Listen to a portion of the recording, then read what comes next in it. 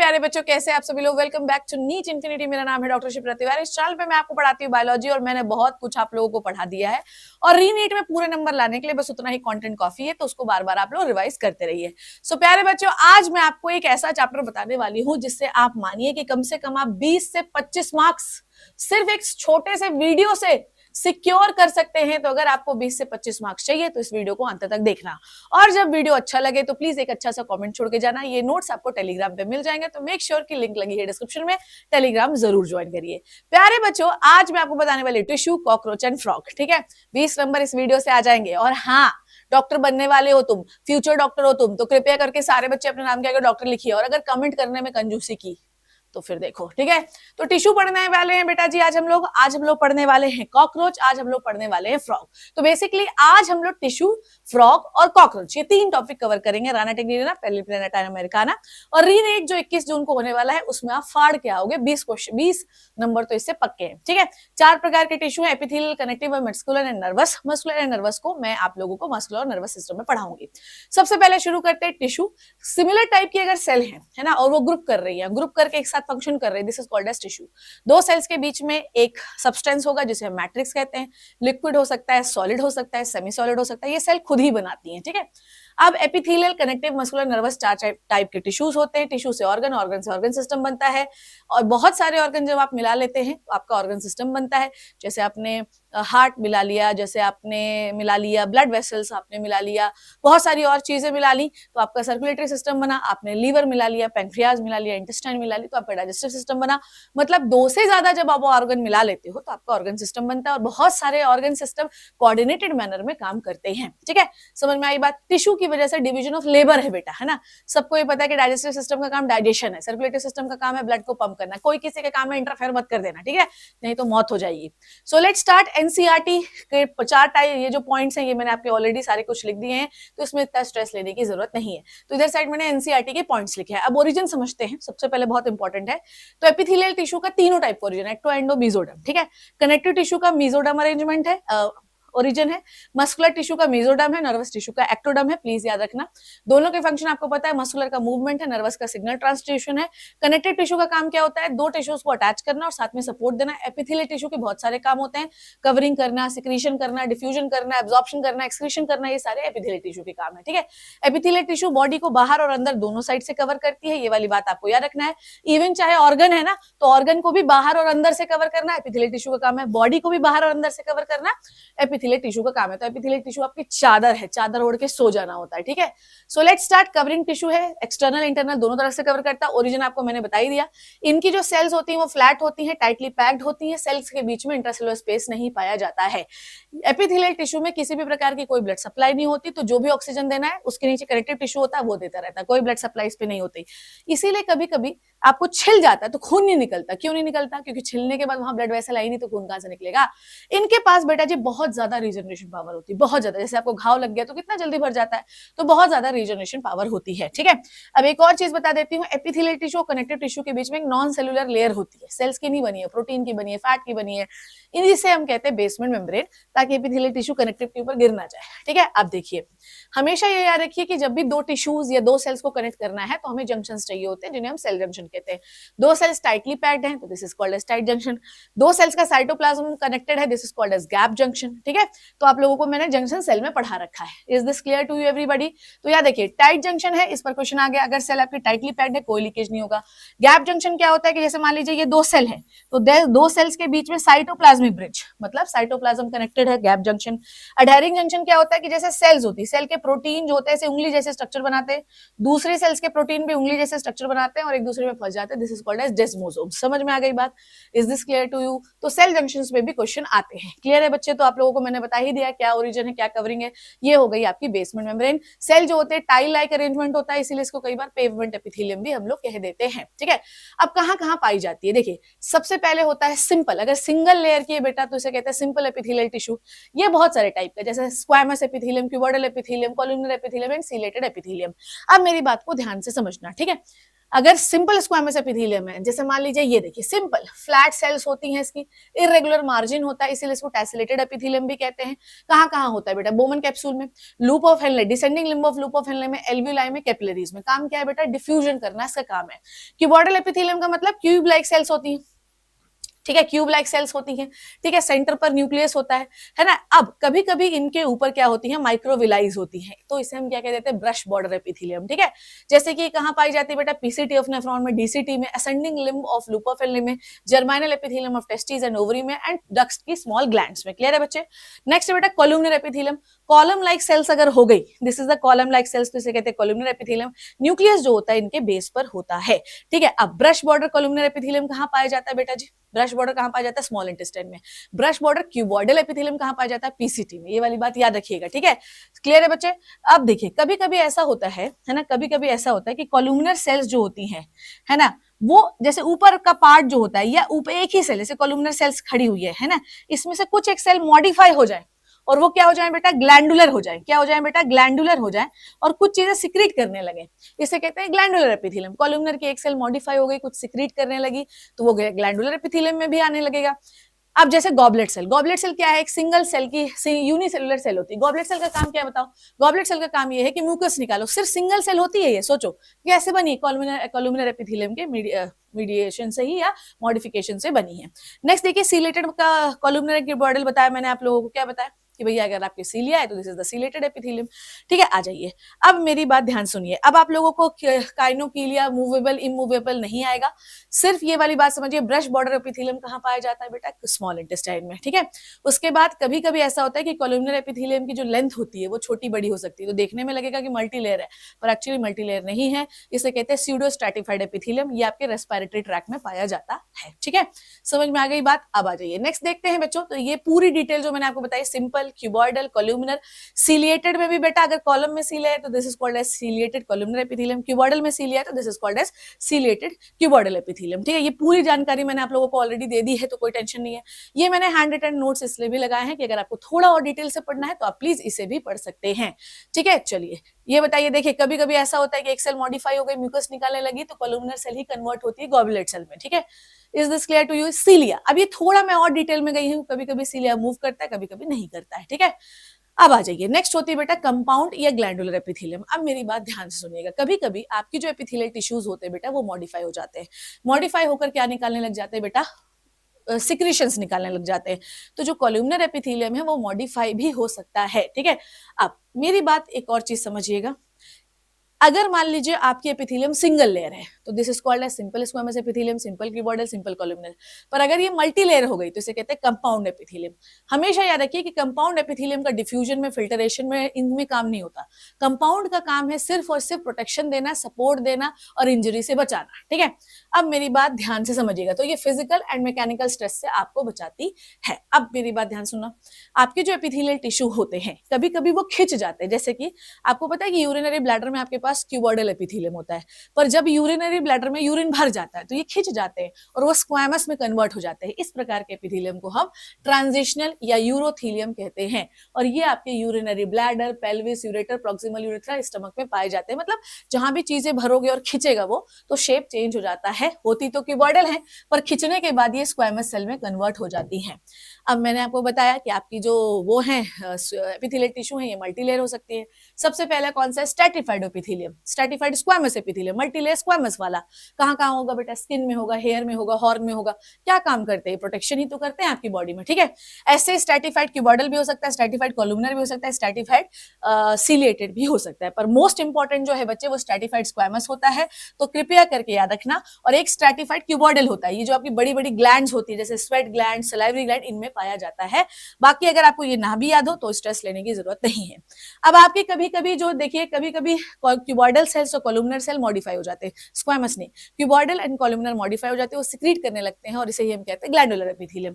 अब आपके पास unicellular gland कौन सी है? गॉबलेट सेल, जो कि म्यूकस निकालती है।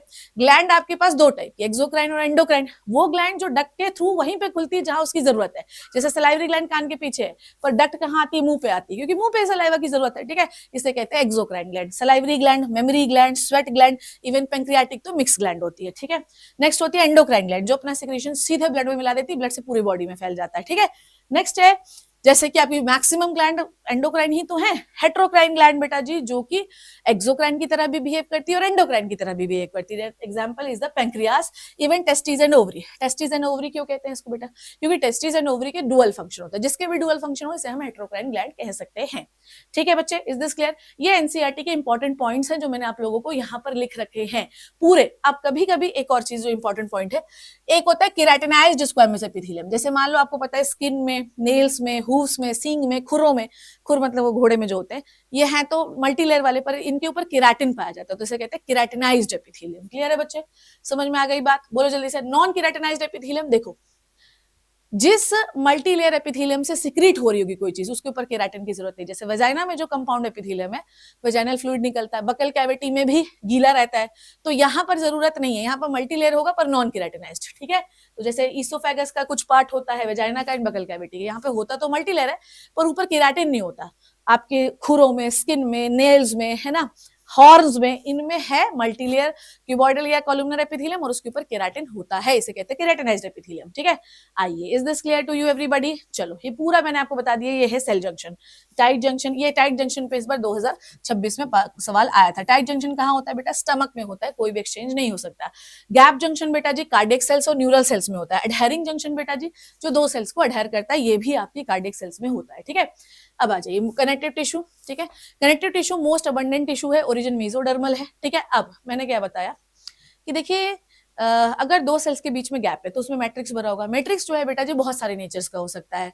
मैट्रिक्स सॉलिड हो सकता है, लिक्विड हो सकता है, सेमी सॉलिड हो सकता है। अब इस मैट्रिक्स में क्या है बच्चों? इस मैट्रिक्स में बहुत सारी सेल्स है, बहुत सारी सेल्स है, बहुत सारी सेल्स। आइए देखिए कौन कौन सी सेल्स है। अब मैट्रिक्स में बेटा जी क्या होता है? मैट्रिक्स जो है ग्राउंड सब्सटेंस है, नॉन लिविंग होता है, और सेल वाले कुछ सेल्स भी उसमें हो सकते हैं, लिविंग और नॉन लिविंग। देखिए मैट्रिक्स में क्या है बच्चे? सेल्स ही तो है, ठीक है। कुछ नॉन लिविंग पार्ट जैसे फाइबर भी है और कुछ लिविंग पार्ट भी होता है, ठीक है। चलो अब आ जाओ। सॉलिड होता है बोन का, क्योंकि कैल्शियम सॉल्ट डिपॉजिट होता है। सेमी सॉलिड होता है आपके लूज कनेक्टिव टिश्यू का, जैसे एरियोलर का, एडिपोस का, ठीक है। नेक्स्ट है लिक्विड होता है लिम्फ एंड ब्लड का। अब कौन कौन से सेल्स हो सकती है मैट्रिक्स में? सबसे पहले फाइब्रोब्लास्ट। क्या बनाती है बेटा? फाइब्रोब्लास्ट क्या बनाती है? फाइबर्स बनाती है। फाइबर्स कितने टाइप के? येलो और व्हाइट, ठीक है, और रेटिकुलर। नेक्स्ट होते हैं बेटा मैक्रोफेजेस। क्या करेंगे? इन्फेक्शन को खा जाएंगे, टिश्यूज के अंदर आओगे तो।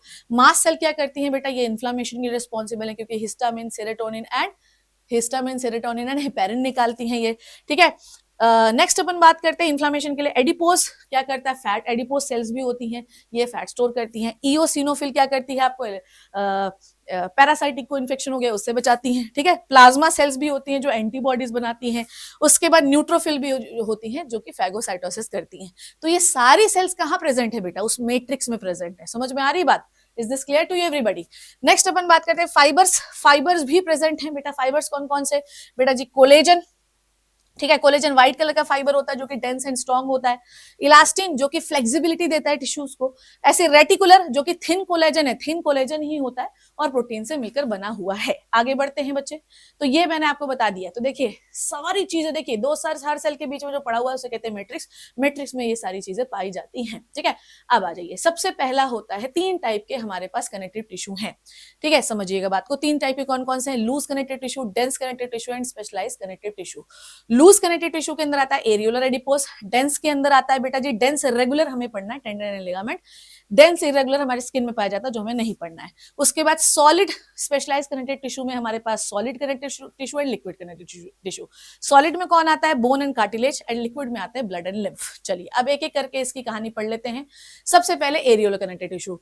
आपकी बॉडी में हर जगह टिश्यू के अंदर बाहर हर जगह सिर्फ एक ही टिश्यू है, that is the areolar connective tissue. Areolar connective tissue जो होता है इसका मैट्रिक्स सेमी फ्लूइड है, ना लिक्विड है ना सॉलिड, फ्लेक्सिबल टिश्यू होता है इसमें, ठीक है। पैकेजिंग टिश्यू है, हर ब्लड वेसल के राउंड होता है, मसल के राउंड होता है, बिनेथ द स्किन होता है, हर जगह, ठीक है। अगर आप देखो इसका स्ट्रक्चर है मेरे पास, ये देखो, ये स्ट्रक्चर पूछा भी जाता है।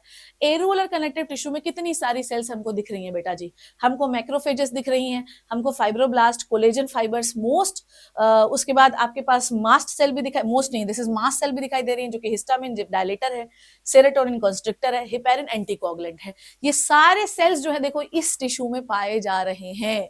ये मोस्ट अबंडेंट टिश्यू है। ऐसे ही दूसरा होता है एडिपोज टिश्यू।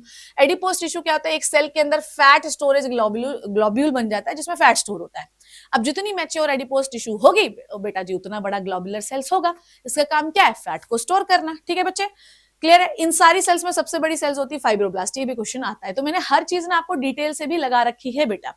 अब आ जाओ देखो ध्यान से, that is a adipose tissue. Adipose tissue fat का स्टोरिंग टिश्यू है, इसकी जो सेल फैट स्टोर करती है उसे एडिपोसाइट कहते हैं। अब याद रखिए कहाँ कहाँ है बेटा, स्किन के नीचे है, आपके आई बॉल के है, हार्ट के चारों तरफ है, किडनी के चारों तरफ है, कैमल का जो कुबड़ वहां पाई जाती है, जो वेल का ब्लबर होता है उसमें भी ये पाए जाते हैं। ये क्वेश्चन आता है बेटा। ठीक है, फंक्शन क्या है, कुशन देना। मोटे लोगों को ज्यादा गर्मी लगती, ठंड नहीं लगती क्योंकि फैट ज्यादा है। क्लियर है बच्चे। नेक्स्ट है डेंस कनेक्टिव टिश्यू। डेंस में डेंस रेगुलर आपको पढ़ना है, इरेगुलर आपको नहीं पढ़ना, बस इतना याद रखना है स्किन में। डेंस रेगुलर की अगर मैं बात करूं, आ जाइए, डेंस रेगुलर का बहुत सुंदर डायग्राम है मेरे पास। डेंस रेगुलर में, अरे पीछे क्यों जा रही हूं मैं, डेंस रेगुलर का दो एग्जांपल है बेटा, टेंडन एंड लिगामेंट। ठीक है, चलिए। तो डेंस रेगुलर कनेक्टिव टिश्यू में क्या होता है कि जो आपके फाइबर्स होते हैं वो बहुत ही अच्छे रेगुलर मैनर में अरेंज्ड रहते हैं। ठीक है, अब इसके दो एग्जांपल है, लिगामेंट एंड टेंडन। याद रखिएगा, बीएलबी बोन से बोन को जोड़ने के लिए लिगामेंट है और मसल से बोन को जोड़ने के लिए टेंडन होता है। कैसे, देखिए, अगर हमें बोन से बोन को जोड़ना है तो कौन है बेटा, टेंडन, लिगामेंट। ठीक है, बोन से बोन को जोड़ने के लिए कौन है, लिगामेंट, बीएलबी। ठीक है, पर बोन से अगर आपको मसल को जोड़ना है, this one is a muscle, muscle को जोड़ना है तो होता है टेंडन। ये दोनों रेगुलर कनेक्टिव टिश्यू होते हैं, ये याद रखना, इन पर क्वेश्चन आता है। BLB bone ligament bone, MTB muscle tendon bone. ठीक है, आइए नेक्स्ट है बेटा कार्टिलेज। कार्टिलेज बेटा एक सॉफ्ट, प्लायबल, कंप्रेसिबल है ना, कनेक्टिव टिश्यू है। ठीक है, इनमें भी अब एक चीज बहुत इंपॉर्टेंट, बहुत बहुत बहुत इंपॉर्टेंट। ठीक है, इनका जो मैट्रिक्स होता है उसमें कॉन्ड्राइटिन सल्फेट नाम का एक कंपाउंड पाया जाता है। इनमें फाइबर्स होते हैं मैट्रिक्स में, येलो इलास्टिन एंड कोलेजन। इनमें कोई ब्लड सप्लाई नहीं होती है। ठीक है, समझ में आई बात, इनके में कोई ब्लड सप्लाई नहीं है, ये बात याद रखिएगा, नो ब्लड सप्लाई। इनकी जो सेल्स होती हैं उनको हम कहते हैं कॉन्ड्रोब्लास्ट, जो नई है, जवान है, जो वो थोड़ी मैच्योर हो गई उनको कहते हैं कॉन्ड्रोब्लास्ट। ठीक है, क्या कहते हैं बेटा, कॉन्ड्रोब्लास्ट। ठीक है, कॉन्ड्रोक्लास्ट, आप सभी लोगों को पता है कि जब कोई बच्चा पैदा होता है तो उसकी नाक कितनी बड़ी होती है, धीरे धीरे उसकी नाक नॉर्मल होते जाती है। तो आपकी कार्टिलेज एंड बोन की रिमॉडलिंग चलती रहती है। क्यों, क्योंकि बोन में बेसिकली 3 टाइप की सेल है, कार्टिलेज में 3 टाइप की सेल है। सबसे पहले इमेच्योर, क्या कहते हैं उसको हम क्या कहते हैं, उसे हम कहते हैं बेटा जी सबसे छोटी छोटी, this is called as chondroblast, सबसे इमेच्योर। फिर थोड़ी बड़ी हो गई कॉन्ड्रोसाइट, और एक और सेल होती है जो इनकी रिमॉडलिंग करती रहती, खाती रहती कि भैया ये ऐसा नहीं, ऐसा होना चाहिए, तो शेप को मेंटेन करने के लिए होती है chondroclast. Blast immature, site mature और क्लास्ट खाने वाली। ठीक है, अब समझिए, ध्यान से समझिएगा, है ना। अब इसके ऊपर जो कवरिंग रहती है, कार्टिलेज के ऊपर की जो कवरिंग होती है उसे कहते हैं पेरिकॉन्ड्रियम। यहाँ पे ब्लड की सप्लाई होती है, अंदर ब्लड की सप्लाई नहीं होती कार्टिलेज में। ठीक है, अब कार्टिलेज के 3 टाइप है बेटा जी, है ना। पहला हाइलिन कार्टिलेज, मोस्ट कॉमन होता है, ग्लासी होता है और इसमें कोई फाइबर नहीं होता, ग्लास जैसा दिखाई देता है कार्टिलेज, ब्लूइश कभी कभी दिखाई देता है, नो फाइबर। कभी अगर हल्का आपके एनसीईआरटी के थोड़े बहुत अगर हैं भी तो वो कोलेजन फाइबर्स होंगे। ठीक है, इलास्टिन कहाँ कहाँ होता है बेटा, जो कार्टिलेज, जो ट्रैकिया की सी शेप की रिंग होती है वहां होता है। आपके जो नेजल सेप्टम है ये यहाँ पर होता है। नेक्स्ट कहाँ होता है, कोस्टल कार्टिलेज। कोस्टल कार्टिलेज मतलब आपके रिब्स स्टर्नम में जिस कार्टिलेज से जुड़ती हैं वो है कोस्टल कार्टिलेज। नेक्स्ट अपन बात करते हैं fibrous elastic cartilage. Elastic cartilage कहाँ होता है बेटा, इसमें येलो, इलास्टिक मतलब खींचेगा, खींचेगा कौन सा फाइबर बेटा, वो है आपका येलो इलास्टिन फाइबर। ठीक है, कहाँ पाया जाता है, ईयर पिन्ना में पाया जाता है, टिप ऑफ नोज में पाया जाता है, यूस्टेकियन ट्यूब में पाया जाता है जो कान में होती है। फाइब्रस कार्टिलेज क्या होता है, ये सबसे स्ट्रॉन्गेस्ट कार्टिलेज होता है और इसमें व्हाइट वाले जो फाइबर होते हैं बहुत ज्यादा। याद रखना कि जिस भी टिश्यू के मैट्रिक्स में व्हाइट कोलेजन फाइबर ज्यादा, वो हमेशा सॉलिड रहेगा। ठीक है, जो आपकी इंटरवर्टिब्रल डिस्क होती है, 2 वर्टिब्री के बीच का जो पार्ट होता है उसमें व्हाइट कोलेजन फाइबर जो है बच्चे वो पाया जाता है। ठीक है, अब आ जाइए बोन। बोन जो होता है इसका भी मैट्रिक्स क्या है, नॉन प्लायबल है। इसको आप क्या कर सकते हैं, तोड़ वोड़, ऐसे लचीला नहीं होता। ठीक है, इसमें बेटा इनऑर्गेनिक सॉल्ट्स जो होते हैं बेटा वो क्या है, 65 से 68% है, जिसमें सबसे अधिक होता है कैल्शियम फॉस्फेट, फिर calcium carbonate, magnesium phosphate, fluorides भी होते हैं। बोन के मैट्रिक्स में इतने इनऑर्गेनिक एलिमेंट्स हैं। फिर उसके बाद इनका जो प्रोटीन होता है वो होता है ओसिन प्रोटीन। ठीक है, यहाँ पर कॉन्ड्राइटिन सल्फेट कॉन्ड्रिन प्रोटीन होता है, यहाँ पे ओसिन प्रोटीन होता है। फाइबर कौन से हैं बेटा, कार्टिलेज में येलो वाले ज्यादा हो सकते हैं, इसके में white collagen fibre with the calcium बहुत ज्यादा होता है। यहाँ पर भी 3 टाइप के सेल हैं, immature cell osteoblast, mature cell osteocyte और बोन की रिमॉडलिंग करने वाली क्लास्ट, तो ये वाली बात याद रखिएगा कि ऑस्टियोक्लास्ट। अब मेरी बात को ध्यान से समझिएगा, ऑस्टियोक्लास्ट आपकी बोन रिमॉडलिंग करती है। आपने देखा होगा कि बच्चों का जो शेप है चेहरे का वो चेंज होता जाता है, क्योंकि बोन की रिमॉडलिंग होती रहती है। इनकी ब्लास्ट मतलब नई बनेंगी, उसको रिमॉडल करने का काम है क्लास्ट का। क्लास्टिक जो होती है वो बोन सेल्स को डाइजेस्ट करती है कि भैया ये ठीक नहीं है, बोन सेल डाइजेस्ट करो, इसको शेप में लाओ, ठीक है। इसलिए जब बच्चा पैदा होता है तो कितनी बड़ी नाक दिखती है उसकी, ठीक है। चलो अब देखो एनसीईआरटी इंपॉर्टेंट पॉइंट्स है ना, यहां तक की बात हो गई है। अब सुनिए, है ना, ऑस्टियोक्लास्ट जो होता है, इस ऑस्टियोक्लास्ट की वजह से क्या होता है, मेरी बात ध्यान समझिएगा। आप लोगों ने वो वाला हार्मोन पढ़ा है, that is the hormone called as parathyroid hormone. आपने पैराथायरॉयड हार्मोन में क्या पढ़ा कि ब्लड में कैल्शियम लेवल बढ़ाता है। कैसे बढ़ाता होगा, वो जाता है बोन के पास, बोन में ऑस्टियोक्लास्टिक एक्टिविटी बढ़ा देता है, बोन सेल्स टूटने लग जाती है, उससे कैल्शियम बाहर होकर ब्लड में आने लगता है, ठीक है। चलिए अब आ जाइए, मैं थोड़ा सा आप लोगों को और सुनाती हूँ। हार्वेशियन कैनाल, वॉक्समैन कैनाल, कॉम्पैक्ट बोन क्या है, आइए सीधे इस पर समझते हैं। ये है पूरा आपका कार्टिलेज का स्ट्रक्चर। कार्टिलेज क्या होता है बेटा जी, देखो, है ना, कार्टिलेज ध्यान से सुनो। ये देखो, ये जो रेड रेड सेल्स है, दीज आर कार्टिलेज बनाने वाली सेल्स। ये जिस स्पेस में होती है उसे कहते हैं लेक्यूना। कोई ब्लड सप्लाई अंदर नहीं है, बाहर की ओर होती है। कवरिंग को कार्टिलेज के हम क्या कहते हैं, पेरिकॉर्डिनेट कहते हैं। 3 टाइप की सेल्स बता दी। अब आ जाओ बोन, है ना, ध्यान से, प्लीज ध्यान से सुनिए। देखिए बोन की अगर मैं एक कॉम्पैक्ट स्ट्रक्चर देखूं, this is the big bone, ठीक है। ये वाला जो पार्ट होता है, look at this, look at this, ये वाला जो पार्ट होता है, दिस इज कॉल्ड एज, यहाँ पे बोन के छोटे छोटे टुकड़े हैं, और ये यहाँ पर बोन थोड़ा सा हम क्या कहते हैं, स्पॉन्जी बोन है, और यहीं पर आपका रेड बोन मैरो बनता है, ठीक है, जहां से आपकी आरबीसी बनती है। सेंटर पार्ट को हम कॉम्पैक्ट बोन कहते हैं, यहाँ पर येलो बोन मैरो होता है, वहां पर रेड बोन मैरो होता है, ठीक है। अब सुनिए, ये वाला पार्ट जो होता है बोन का, इसे कहते हैं हम लोग एपिफाइसिस, और ये वाला पार्ट जो होता है, this is called as diaphysis, ठीक है। अब ये जो ग्रीन कलर की पट्टी आपको दिखाई दे रही है, इसे कहते हैं एपिफेशियल प्लेट। याद रखिएगा कि एपिफेशियल प्लेट हमेशा ग्रो करती रहेगी, तो हड्डियां लंबी होती रहेंगी, आपका हाइट बड़ा होता जाएगा। पर एक समय के बाद आपको पता है ना, हाइट बंद क्यों हो जाती है, क्योंकि एपिफेशियल प्लेट की ग्रोथ रुक जाती है। बस आपसे इतना ही पूछा जाएगा। अब आपकी जो बोन सेल्स होती है, राउंड राउंड अरेंजमेंट में होती है, ठीक है। अब हमेशा याद रखिए कि जो सेंटर की कैनाल दिखाई दे रही है, इसे कहते हैं हार्वेशन कैनाल, ठीक है। यहीं पर ब्लड सप्लाई होती है, जो सारे सेल्स को ऑक्सीजन देती जाती है। हर हार्वेशन कैनाल एक दूसरे से वॉक्समैन कैनाल से जुड़ी हुई है, ठीक है। और बोन सेल्स भी एक स्पेस में होती है, इसे कहते हैं लेक्यूना। तो ये हरा हरा जो है लेक्यूना, इसके अंदर बोन सेल्स हैं। तो दिस इज द बोन। अब आप सभी लोगों को पता है बोन का काम क्या है, बताओ जल्दी से। बोन का काम है सपोर्ट, और क्या होता है, ठीक है। Is this clear? तो ये है बेटा जी कंप्लीट इंपॉर्टेंट पॉइंट, ठीक है। एपिथेलियल के कौन से पॉइंट होते हैं, कनेक्टिव के कौन से पॉइंट है, ये रिकैप है जो मैंने आप लोगों को बताया। नेक्स्ट आपका प्यारा दोस्त मेंढक। मेंढक से आपको 2 से 3 सवाल आने वाले हैं। चलिए आइए देखते हैं मेंढक क्या कहना चाहता है, ठीक है। अब देखो मैंने ना यहाँ पे रिवीजन नोट्स भी आप लोगों के लिए लगा दिए कि जब आप पूरे पीडीएफ आप पढ़ लो तो ये चीजें पढ़ लेना है। इवन मैंने आप लोगों को जो एनसीईआरटी में मस्ट लाइन है, ये पूरी लाइन ना बेटा मैंने एनसीईआरटी से उठाई है, ठीक है। देखो यार वो बहुत मेहनत से बनवाया है, प्लीज इसको पढ़ लेना, ठीक है। एनसीईआरटी के जितने भी इंपॉर्टेंट पॉइंट है मैंने यहाँ पर आप लोगों के लिए लिख दिए हैं, ठीक है। तो स्ट्रेस नहीं लेना आप लोगों को। अब आ जाओ फ्रॉक के बारे में पढ़ते हैं। सुंदर नोट्स है, सुंदर नोट्स अगर लग रहे होंगे तो प्लीज कमेंट करके जाना, ठीक है। फ्रॉग आइए समझते हैं। Rana tigrina most common frog है। कोल्ड ब्लडेड होता है, मतलब टेम्परेचर बदलता रहता है। कैमोफ्लेज होता है, मतलब कलर चेंज कर सकता है अपने आप को छुपाने के लिए, ठीक है। कभी पानी नहीं पीता, क्योंकि पानी बाहर से एब्जॉर्ब कर लेता है, ठीक है। उसके बाद ये गर्मी में भी जमीन के नीचे छुप जाता है, ठंडी में भी जमीन के नीचे छुप जाता है। गर्मी में कहते हैं छुप जाता है, इसे कहते हैं एस्टिवेशन। ठंडी में छुप जाता है, इसे कहते हैं हाइबरनेशन, ठीक है। जब अब हमेशा याद रखिएगा जब ऐसी कंडीशन है बेटा तो वो हमेशा स्किन से ही रेस्पायर करता है। जिस पॉइंट में देखो एनसीईआरटी के इंपॉर्टेंट पॉइंट मैंने यहाँ पे निकाल के आपको रख दिए हैं, जो इंपॉर्टेंट पॉइंट है जो पहले आ चुके हैं। तो बेसिकली इस चैप्टर की मैंने एनालिसिस ऐसे भी की है कि एक साइड में पूरा एनसीईआरटी के जो पॉइंट बार बार रिपीट हुए, इधर साइड मैम के नोट्स, ठीक है। नेक्स्ट है बेटा इनकी बॉडी जो है बेटा नेक नहीं होता, तो ये अगर आप ऐसे वाले भरतनाट्यम डांस ये नहीं कर पाएंगे, ओके।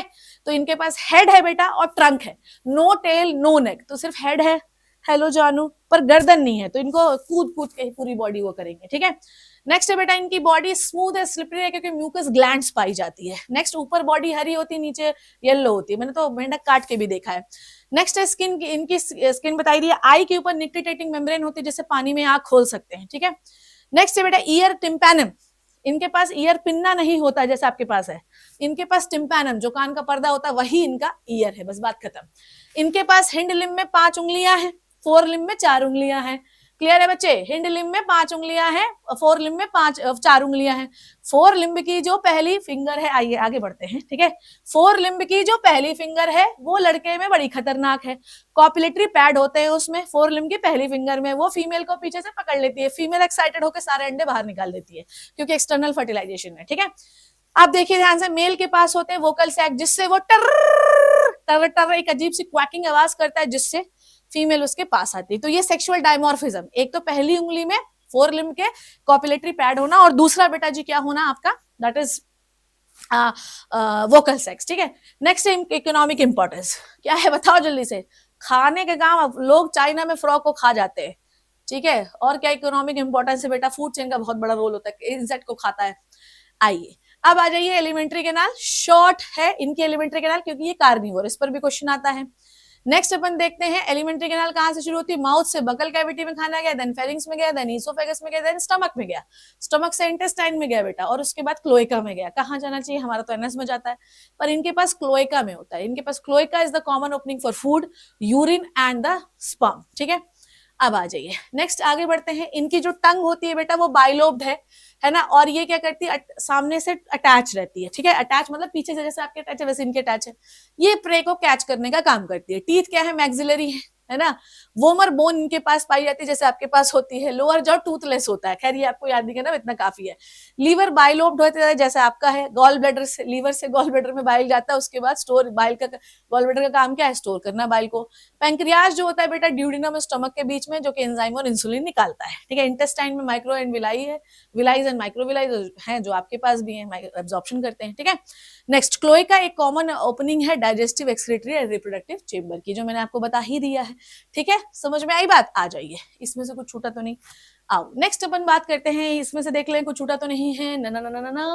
ओके अब इधर सुनो, देखो इधर, यहाँ पे डाइजेस्टिव सिस्टम दिखा दूं। ये ईसोफेगस है बेटू, ईसोफेगस है। ईसोफेगस से खाना स्टमक में आया, स्टमक से इंटेस्टाइन में आया, इंटेस्टाइन से रेक्टम में आएगा। रेक्टम से, रेक्टम की ओपनिंग कहाँ पे हुई बेटा, रेक्टम की ओपनिंग जो हुई बच्चे वो कहाँ पर हुई, ये दिख क्यों नहीं रहा है। रेक्टम की ओपनिंग हुई क्लोएकल अपर्चर में, और यहाँ ये हुआ क्लोएका, खाना क्लोएका में खुला, क्लोएका से बाहर हो गया। क्लियर है? आ जाओ नेक्स्ट अपन बात करते हैं रेस्पिरेटरी सिस्टम। अगर पानी में है मेंढकवा, ध्यान से सुन ले रे दरा, अगर मेंढक पानी में है तो किससे रेस्पायर करेगा, स्किन से, क्यूटेनियस रेस्पिरेशन। लैंड पे है बेटा तो बकल कैविटी से भी कर सकता है और लंग से भी कर सकता है, टर टर बकोफेरेंजियल कैविटी कहते हैं इसको। अगर एस्टिवेशन हाइबरनेशन में है, मतलब समर एंड विंटर स्लीप कर रहा है, तो स्किन से करेगा, ठीक है। स्किन जो है उसकी कैसी होनी चाहिए गैसेस एक्सचेंज के लिए, मॉइस्ट, गीली गीली, ठीक है, क्योंकि आपको पता है ना कि ऑक्सीजन डिसॉल्व होगी फिर अंदर आएगी। नेक्स्ट इज नॉस्ट्रिल, जो होते हैं वो बकल कैविटी के, जैसे आपने देखा उसकी नाक के छेद देखो कहाँ खुल रहे हैं, देखो नॉस्ट्रिल बकल कैविटी के जस्ट ऊपर आपको खुल, बकल कैविटी के मतलब बेसिकली वहीं से आपकी बकल कैविटी ओपन हुई है, ठीक है। आ जाइए नेक्स्ट अपन बात करते हैं, है ना। नेक्स्ट इज लंग कैसे है, एक पेयर होते हैं, ठीक है। थोरेक्स में होते हैं, छाती में होते हैं, ठीक है। नेक्स्ट बकल कैविटी के ऊपर जो लाइनिंग है, मॉइस्चर लाइनिंग है, वहीं से वो गैसेस एक्सचेंज करते हैं, टर टर करते हैं ना, ये बड़ी वैस्कुलर होती है इनकी लेयर, ठीक है। बकल कैविटी की वो फुलाते हैं, फिर उसको ऑक्सीजन भरते हैं, डिफ्यूज करते हैं, फिर पिचका देते हैं। फ्रॉग जो है एम्फीबियन है, जो कि एक्वाटिक और लैंड दोनों में रह सकता है। नेक्स्ट अपन बात करते हैं क्लोज सर्कुलेटरी सिस्टम, इनके पास हार्ट 3 चेंबर है, एट्रिया एंड वेंट्रिकल। पर मोस्ट इंपॉर्टेंट जो बात है वो आपको समझनी है, हार्ट की कवरिंग को पेरिकार्डियम कहते हैं, आपकी भी, ठीक है। हार्ट इनका मायोजेनिक है, ऑटो एक्साइटेबल है, आपका भी। मसल कंट्रोल करती है, दिमाग कंट्रोल नहीं करता है।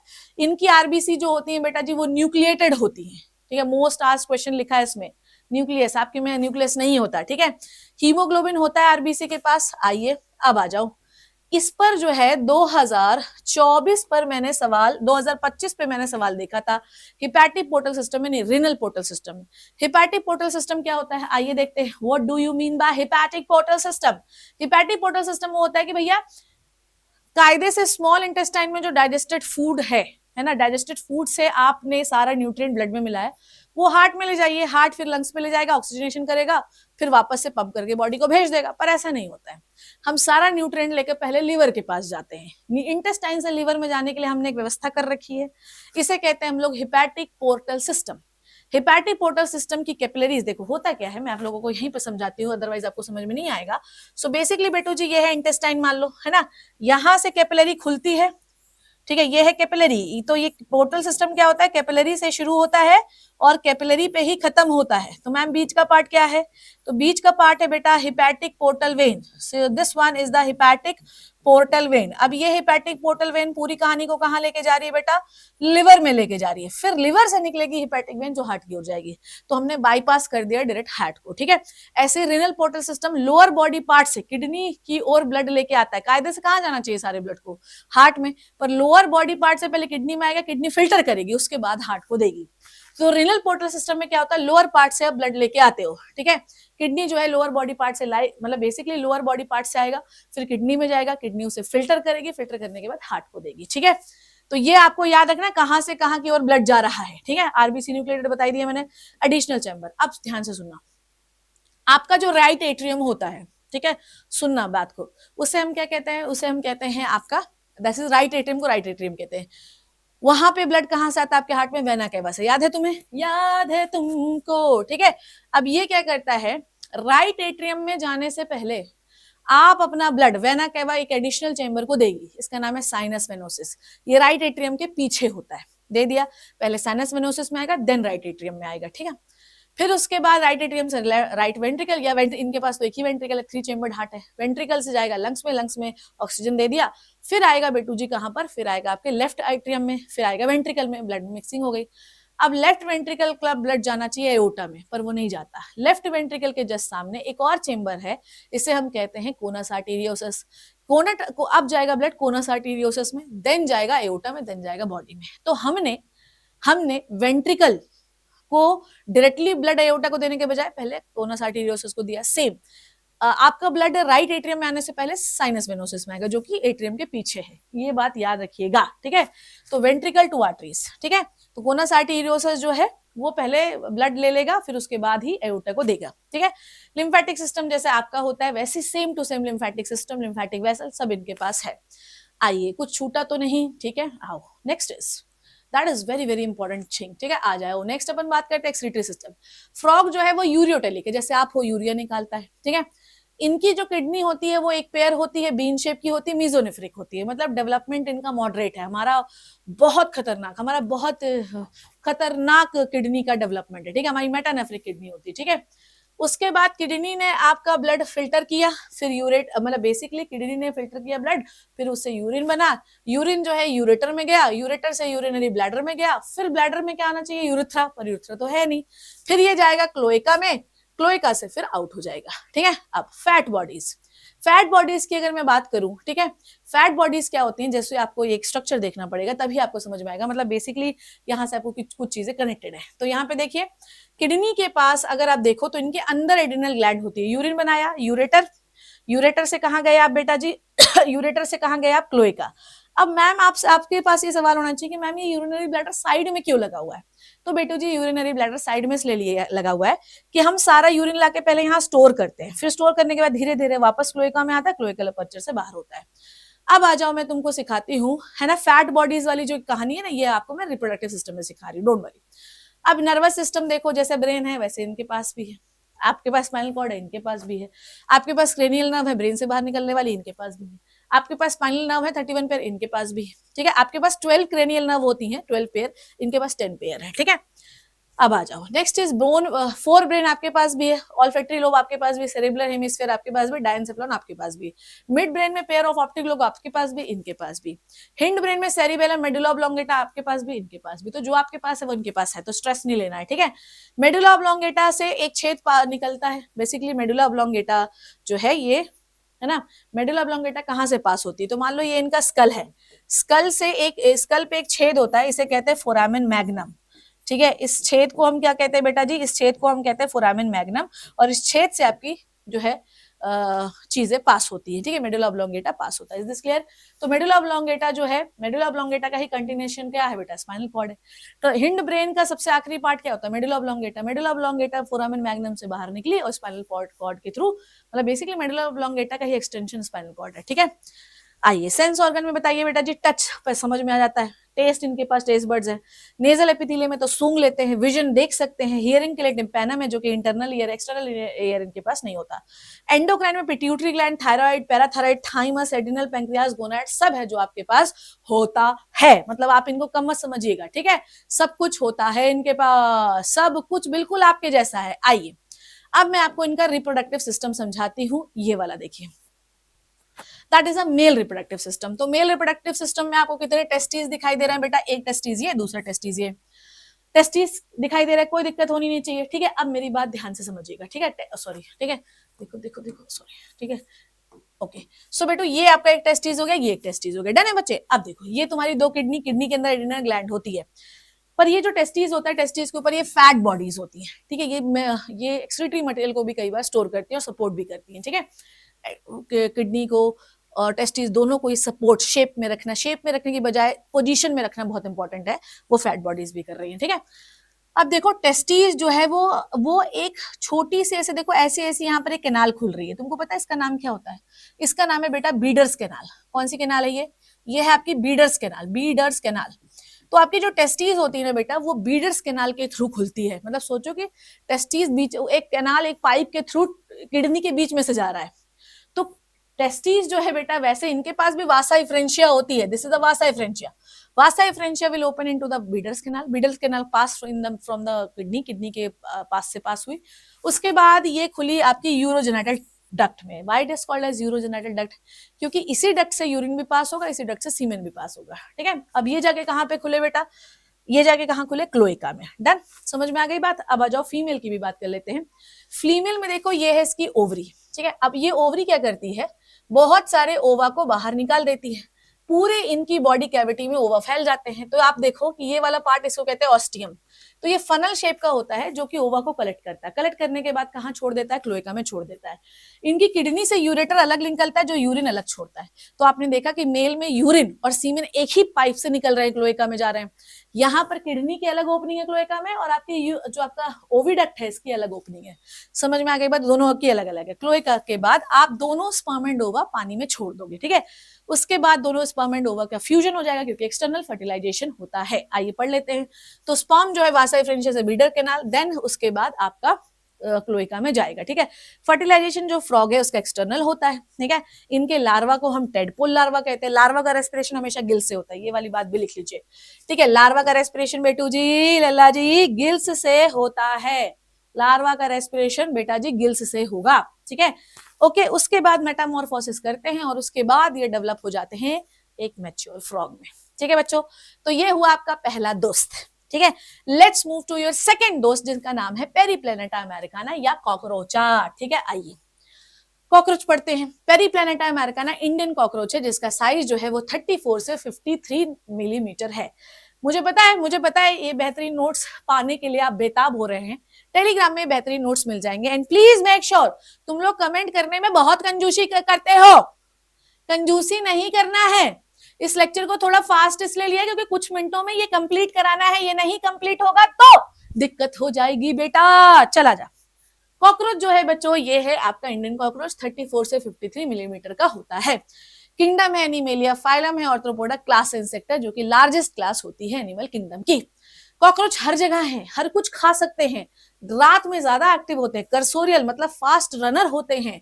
उसके बाद मॉइस्ट, जहां गीली जगह होती है वहां ज्यादा मजा आता है, डैम्प प्लेसेस में, डर्टी प्लेसेस में, ठीक है, ह्यूमिड कंडीशन में, जहां चिपचिपा गीला गंदगी, वहां ये बहुत होते हैं, गटर में बहुत पाए जाते हैं, ठीक है। समझ में आई बात। अब आइए इनकी बॉडी सेगमेंट्स की बात करते हैं। Head, thorax and abdomen. Head में टोटल होते हैं एम्ब्रियोनिक स्टेज में 6 सेगमेंट जो फ्यूज होकर एक हो जाते हैं। थॉरेक्स में होते हैं 3 सेगमेंट जो कि एडल्ट में भी 3 ही है। एब्डोमेन में, एम्ब्रियोन में 11 सेगमेंट हैं जो कि एडल्ट में 10 हो जाते हैं, एक कम हो जाता है, ठीक है। इनका जो एक्सोस्केलेटन है बेटा, बहुत है इंपॉर्टेंट पॉइंट है, बहुत है। इनका जो एक्सोस्केलेटन है वो काइटिनियस एक्सोस्केलेटन है, इसलिए इसको ओला गोला पानी बरसात मार पाना बड़ा मुश्किल है इनको, ठीक है। ऐसा मैंने कहीं पढ़ा भी था कि धरती अगर खत्म भी हो जाए तो एक प्राणी जो हमेशा जीवित रहेगा वो है काकरोच, ठीक है। चल बेटा आजा। उसके बाद अगर आप देखें तो इनकी बॉडी जो होती है वो इस तरीके से है ना, वेयर इज द, इस तरीके से मैंने बनाया नहीं है क्या, चलो। तो इनकी बॉडी जो होती है वो इस तरीके से प्लेट्स के थ्रू कवर रहती है, ठीक है। ये देखो बॉडी, है ना, बॉडी तो अंदर है। अब मैम ये बोल रही हो कि अगर पेट जो है, अगर ये जो प्लेट है काइटिन की बनी है, तो बॉडी का ग्रोथ कैसे होगा, यही बता रही हूँ। सारी प्लेटें जो होती हैं वो एक फ्लेक्सिबल मेम्ब्रेन से कवर रहती हैं, और इस फ्लेक्सिबल मेम्ब्रेन को हम कहते हैं ऑर्थोइडल मेम्ब्रेन। कौन सी मेम्ब्रेन कहते हैं, ऑर्थोइडल मेम्ब्रेन, ताकि जैसे जैसे कॉकरोच बड़ा हो तो ऑर्थोइडल मेम्ब्रेन खिंचती जाए और काइटिनस प्लेट और खिंच के बाहर की ओर होती जाए। अब मेरी बात ध्यान सुनिए, इन सारी प्लेट्स को हम लोग कहते हैं स्क्लेराइट्स, ठीक है, इन सारी प्लेट्स को हम लोग कहते हैं स्क्लेराइट। अब जो कॉकरोच होता है उसके ऊपर के सरफेस को डॉर्सल, नीचे के सरफेस को वेंट्रल कहते हैं। डॉर्सल वाली प्लेट को हम लोग कहते हैं टर्गाइट, टर्गाइट, और सामने वाली प्लेट को हम कहते हैं बेटूजी स्टर्नाइट। टर्गाइट और स्टर्नाइट को मिलाकर हम कहते हैं स्क्लेराइट। क्लियर है बच्चों, ये सुनो, बोलो जल्दी से, आ जाओ। नेक्स्ट अपन बात करते हैं, लुक एट दिस, है ना, ये है आपका सुंदर सा कॉकरोच, ये है हेड, ठीक है। ये बेटू जी आपके 3 सेगमेंट होते हैं थॉरेक्स में, प्रोथॉरेक्स, ठीक है, प्रोथॉरेक्स। अब देखो प्रोथॉरेक्स तुमको दिख नहीं रहा है क्योंकि जो आपकी काइटिनस प्लेट है वो प्रोथॉरेक्स को पूरा ढक लेती है, ठीक है। जो ढका हुआ पार्ट, जो उसे ढक रहा है, ऊपर वाले पार्ट को, फर्स्ट वाले थोरेक्स के सेगमेंट को ढक रहा है, उसे कहते हैं प्रोटोनम। तो प्रोथोरेक्स आपको दिखाई नहीं देता, दिखाई क्या देता है, मीजोथोरेक्स और मेटाथोरेक्स।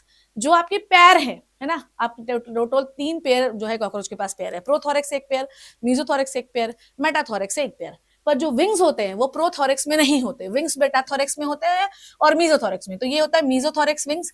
मीजोथोरेक्स विंग्स को हम कहते हैं फोर विंग। फोर विंग का दूसरा नाम है बेटा जी, फोर फिंग लिख दिया, देख रहे हो मुझे, फोर विंग को हम कहते हैं बच्चे, दैट इज द टेगमिना, ठीक है, fore wing is called as tegmina. और हिंड विंग को हम लोग क्या कहते हैं बच्चों, हिंड विंग को हिंड विंग ही कहा जाता है। उड़ने में जो मेन काम है वो हिंड लिम्ब का ही है, वैसे तो ज्यादा कॉकरोच उड़ता नहीं, जो थोड़ा बहुत उड़ता है वो हिंड लिम्ब की वजह से ही उड़ता है, और वो ट्रांसपेरेंट होता है, डार्क होता है। फोर विंग मीजोथोरेक्स है, हिंड विंग मेटाथोरेक्स है, प्रोथोरेक्स में कोई विंग नहीं होता, पैर जरूर होता है, ठीक है। उसके बाद अगर आप बात करें तो आपके पास 10 सेगमेंट है एब्डोमेन के। एब्डोमेन के आखिरी में ये एनल सरसाई होता है, सबके पास होता है, मेल के पास भी फीमेल के पास भी, ठीक है। ये है बेटा कंपाउंड आइज, इनके पास कंपाउंड आइज होती हैं और इनके पास एंटीना होते हैं चीजों को पहचानने के लिए। आइए आगे बढ़ते हैं। हेड जो है इनका ट्रायंगुलर है, हेड जो है इनका ट्रायंगुलर है, और बॉडी से बेटा जी राइट एंगल पे होता है। राइट एंगल मतलब ऐसा होता है इनका हेड, ये, ठीक है, इनका हेड जो होता है कुछ ऐसा होता है। क्लियर है। इनके पास एक शॉर्ट स्ट्रेचेबल गर्दन भी होती है इनके पास एक शॉर्ट स्ट्रेचेबल गर्दन भी होती है, सो दिस इज द गर्दन। और यहां से फिर आपका थोरैसिक सेगमेंट है, तो 3 थोरैसिक सेगमेंट है ना, उसके बाद 10 एब्डोमिनल सेगमेंट इस तरीके से होते हैं, ठीक है। उसके बाद इनके पास होता है एंटीना, ठीक है, एंटीना। अच्छा मैंने क्या बताया, पहला वाला जो थोरैक्स होता है वो इस तरीके से हेड को कवर कर लेता है, काइटिनियस प्लेट हेड को कवर कर लेती है। इको हम कहते हैं प्रोटोनम, बहुत गला सूख रहा है, इसे हम कहते हैं प्रोटोनम। अब आपके पास इनके पास एंटीना भी होते हैं, एंटीना सेगमेंटेड, एक्चुअली इनकी हर चीज सेगमेंटेड है, हर चीज, हर सेगमेंट के बीच में जॉइंट है, इसीलिए इसको ऑर्थ्रोपोडा का मेंबर मानते हैं, ठीक है। इनके पास कंपाउंड आइज है, जो आइज है बेटा वो 2000 छोटी छोटी यूनिट से मिलकर बनी हुई है। इन छोटी यूनिट को हम कहते हैं ओमाटिडियम। जैसे मान लो कि मुझे ये रिमोट दिख रहा है, पर कॉकरोच को ये रिमोट के अलग अलग पार्ट्स दिखेंगे, फिर वो सारे पार्ट को ब्रेन में लेके जाएगा, फिर सबको मिलाकर एक इमेज बनाएगा, फिर वापस से वो आपके रेटिना में आएंगे और आपको दिखेगा, ठीक है। पर वो जो भी चीज बना रहा है वो सारा ब्लर दिखता है, मतलब आप समझो कि इनका रेजोल्यूशन जो, मतलब आप ये सुनो कि इनकी रेजोल्यूशन बहुत कम है, मतलब धुंधला दिखता है, पर सेंसिटिविटी बहुत हाई है, मतलब ये अंधेरे में भी देख सकते हैं, ठीक है। समझ में आई बात। चलिए अब आ जाइए ऑसिलाई। ऐसा नहीं है इनके पास, अगर आप देखो, अभी आपको मैं एनसीईआरटी की डायग्राम भी दिखाई देती हूँ, इनके पास छोटी सी 2 और आईज भी हैं इनके हेड पर, देखना, उसे कहते हैं ऑसिलस। क्या ये देखने का काम करती? नहीं, पर ये लाइट सेंसिटिविटी को बताती है, देखने का काम नहीं करेगी, ठीक है। इनकी नॉन ओवरलैपिंग इमेज बनती है। आ जाइए, इनका जो माउथ है बेटा वो बाइटिंग एंड च्यूइंग टाइप का होता है। अपर लिप को हम कहते हैं लैब्रम, एक होता है। मैंडिबल, ये लोअर जॉ होता है। लोअर जॉ कितने पार्ट में है बेटा? लोअर जॉ 2 पार्ट में होता है, ठीक है। लोअर जॉ जो होता है वो ग्राइंडिंग के काम आता है, ठीक है। नेक्स्ट है बेटा मैक्सिला, अपर जॉ होता है। अपर जॉ में सेंसरी पैल्प होते हैं, ठीक है, सेंसरी पैल्प होते हैं जो सेंसिटिविटी को बताते हैं। नेक्स्ट होता है बेटा labium. Labium is the lower lip, labrum is upper lip, labium, label हमेशा नीचे होता है, लेबियम लोअर लिप होता है। इसमें इसे सेकेंडरी मैक्सिला क्यों कहते हैं? क्योंकि मैक्सिला जिसे आप अपर जॉ कह रहे हैं, मान लो ये अपर जॉ है, तो इससे सेंसरी पैल्प बाहर आते हैं। ऐसे ही लोअर लिप में भी बेटा जी सेंसरी पैल्प बाहर आते हैं जो कि सेंसिटिविटी बताते हैं, इसीलिए लोअर लिप को हम सेकेंडरी मैक्सिला भी कहते हैं, ठीक है। अब टोटल 7 पीस हो गए ना, माउथ में कितने पीस है? 7, लेब्रम 1, मैंडिबल 2, मैक्सिला 2, लेबियम 1, हाइपोफेरिक्स जिसे हम टंग कहते हैं वो भी बेटा जी इसमें पाया जाता है। तो माउथ में टोटल 7 पार्ट होते हैं और इससे क्वेश्चन आता है, ठीक है। ये वाले सारे पार्ट, लुक एट दिस, है ना, look at this, that is very segmented antenna है। ये इनकी ऑसिलस देखो, simple I, compound eyes, maxilla, mandible. अब देखो क्या बोल रहा है ये, सेंसरी पैल्प है मैक्सिला में, लेबियम में भी सेंसरी पैल्प दिखाई दे रहा है, इसीलिए लेबियम को हम सेकेंडरी मैक्सिला भी कहते हैं, ठीक है। आगे बढ़े, अब आ जाइए थोरेक्स। थोरेक्स में देखो, हर थोरेक्स में आपके पास लेग्स है, ठीक है, जैसे आपके पास लेग्स होते हैं वैसे इनके पास भी है। लेग्स के अलग अलग पार्ट होते हैं, जैसे coxa, trochanter, femur, tibia, tarsus, claw और एलियम, सब पार्ट होते हैं। और ये सारे पार्ट जैसे आपके पास है ना, फीमर, टार्सल, मेटाटार्सल, है ना, टीबिया, फिबुला, वैसे सब इनके पास भी, और इनके बीच में जॉइंट पाया जाता है, ठीक है। नेक्स्ट इज टेगविना, 4 विंग, डार्क होती है, लेदरी होती है, हिंड विंग को प्रोटेक्ट करती है, ठीक है। उसके बाद हिंड विंग थिन होता है, ट्रांसपेरेंट होता है, मेम्ब्रेनस होता है और उड़ने का काम करता है। एब्डोमेन में टोटल 10 सेगमेंट होते हैं। एक बात याद रखना, एनल सरकाई दोनों से, दोनों मेल और फीमेल दोनों में, पर मेल को फीमेल से कैसे पहचानते हैं, क्योंकि फीमेल का, ध्यान सुना, फीमेल और मेल में डिफरेंस है 9th सेगमेंट। 9th सेगमेंट से एक और चीज बाहर आती है मेल में, इसे हम कहते हैं एनल स्टाइल। स्टाइल कौन मारता है? मेल ही ज्यादा स्टाइल मारते हैं। तो जो आपका 9th सेगमेंट होता है कॉकरोच मेल में, उससे एक चीज बाहर आती है, इसे कहते हैं एनल स्टाइल, जो मेल और फीमेल को सेक्सुअल डायमॉर्फिज्म अलग करता है कि मैं लड़का हूं, ज्यादा स्टाइल मारूंगा, ठीक है। अब आ जाओ जेनाइटल पाउच, ठीक है। जो फीमेल है उसका 7वां, 8वां, 9वां स्टर्नाइट। स्टर्नाइट मतलब जैसे कॉकरोच ऐसा है ना, तो सामने वाली प्लेट जो है ये फ्यूज हो जाती है और बॉड शेप का एक स्ट्रक्चर बनाती है, जिसे हम कहते हैं जेनाइटल पाउच। अब इस जेनाइटल पाउच में क्या क्या ओपन होता है? जेनाइटल पाउच में ओपन होती है कोलेट्रल ग्लैंड, ठीक है। जेनाइटल पाउच में होते हैं open spermatheca, and genital pouch की opening is called as gonopore. Genital pouch में आपकी वेजाइना भी ओपन हो, सब कुछ वहीं ओपन होता है फीमेल का, ठीक है। मेल जेनाइटल पाउच कैसे बनता है बेटा? 7th and 9th and 10th tergite and 9th sternite, 9th sternite ऐसा बनता है। समझ में आई बात? चलिए, तो ये वाली बात आपको याद रखना है, ठीक है। फीमेल और मेल दोनों के एक्सटर्नल जेनेटेलिया को हम गोनेपोफाइसिस कहते हैं। ये देखिए किस तरीके का है। लेग देखो, सेगमेंटेड लेग है, 2+2 के अरेंजमेंट में, ठीक है। लास्ट, ये सेगमेंट्स है, सेगमेंट्स आपको याद नहीं रखने। लास्ट वाले को क्लॉ कहते हैं, इसमें इस लास्ट वाले पार्ट जो होता है क्लॉ के नीचे होता है arolium. Arolium is adhesive pad जो कि कॉकरोच को अटैच करने में मदद करता है। नहीं भी याद हो तो भी चलेगा। ये वाली बात हो गई, आ जाइए, है ना। अब आ जाओ, ये वाली बात हो गई। नेक्स्ट डाइजेस्टिव सिस्टम की बात करते हैं। डाइजेस्टिव सिस्टम के लिए आपको ये वाला डायग्राम, खैर छोड़ो ये वाला डायग्राम, ओके, ये वाला डायग्राम देखो। डाइजेस्टिव सिस्टम में अगर बात करूं तो इनके पास पूरे माउथ में काइटेनियस प्लेट की चीजें हैं, वो जो कि जिससे ग्राइंड करते हैं। पर डाइजेस्टिव सिस्टम में इनके पास दे हैव ईसोफेगस। ईसोफेगस के ऊपर है इनके पास देखो फेरिंग्स। फेरिंग्स के पास है salivary gland.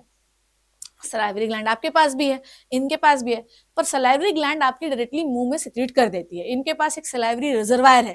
What do you mean by salivary reservoir? Salivary reservoir जो कि सलाइवरी ग्लैंड के फ्लूइड को बेटा जी सिक्रीट करेगा। क्या करेगा बेटू जी? सिक्रीट करेगा, ठीक है। उसके बाद आ गया आपका क्रॉप। क्रॉप क्या होता है? चीजों को स्टोर करता है, ठीक है। उसके बाद आप अपने खाने को भेजते हो गिजार्ड में। गिजार्ड में क्या होते हैं बेटा जी? 6 क्यूटिकुलर रिंग्स होती है, मतलब 6 ऐसा होता है गिजार्ड। देखो, ये देखो कितने रिंग्स, कितने टीथ्स बनाए मैंने? 6 बना दिए। इसके चारों तरफ होती है मसल्स। अब ये मसल से क्या होता है बच्चों? ये गिजार्ड ऐसा होता है, जिससे जो भी बीच में से क्रॉप से खाना भेजोगे तो ये ऐसा ऐसा होता रहेगा, तो खाना डाइजेस्ट ग्राइंड होता रहेगा, बढ़िया पिसाई होती रहेगी खाने की, कोई टेंशन ही नहीं। समझ में आ गई बात, ये वाली बात, ठीक है। अब सुनो मेरी बात। अब जब आप गिजार्ड से नीचे आए तो ये वाला कौन सा, बट दिस इज बेटा जी, यहां तक की पूरी कहानी क्या हो गई? This is a foregut. Foregut में क्या अभी कोई डाइजेशन हुआ? नहीं, अभी सिर्फ मैकेनिकल डाइजेशन हुआ, केमिकल डाइजेशन हुआ ही नहीं, ठीक है। उसके बाद जब आप मिड गट में आए, ठीक है, so this is the mid gut. Mid gut, foregut और मिड गट के जंक्शन पर आपको कुछ ब्लाइंड टिब्यूल्स दिखाई देंगे। These are the blind tubules. Blind tubule मतलब एक जगह से, ऐसे ब्लाइंड टिब्यूल एक जगह से क्लोज होती हैं और दूसरी जगह से ओपन होती है, ठीक है बेटा।